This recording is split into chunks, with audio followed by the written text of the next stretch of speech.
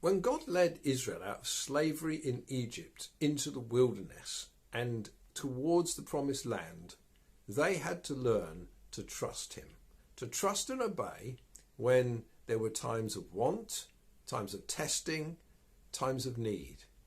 And one of the famous incidents recorded in Exodus 17 is when they ran out of water and they began to express hostility towards Moses.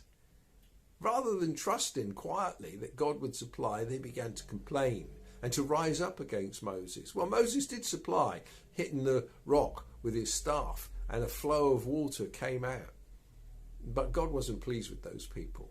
They didn't mix the promises with faith. Instead, unbelief overtook them, hostility, violence, assault, all kinds of evil attitudes. Well, you might say, well, that's Old Testament.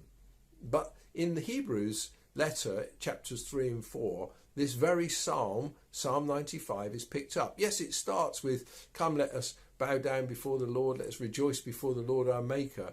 But then it moves on in the second half to say, today, if you hear his voice, don't harden your heart as those in the day of Massa and Meribah, testing and trial in the wilderness. Don't be like them, because they departed because of their evil and unbelieving heart. And the book of Hebrews tells us, take care, brothers, lest there be in you an evil, unbelieving heart, leading you to fall away from the living God. But exhort one another every day, as long as it is called today, that none of you may be hardened by the deceitfulness of sin.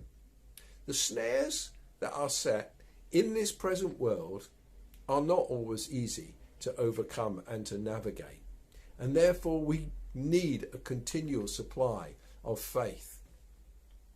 Coming to God through faith in Jesus Christ, knowing that he has done everything for our salvation, should lead to joy and celebration. But if we return to Moses, having found Jesus, if we return to legalism, having found grace, we begin to put a burden on ourselves, and the joy of salvation begins to remove itself from us. This psalm and this passage in Hebrews warns us that if we do not listen to the voice of God, we won't enter the rest. We'll get back on the treadmill. It won't bless us. Rules, regulations, rigid instructions, rather than a living relationship that trusts and obeys God. Make sure your heart is not hard but supple.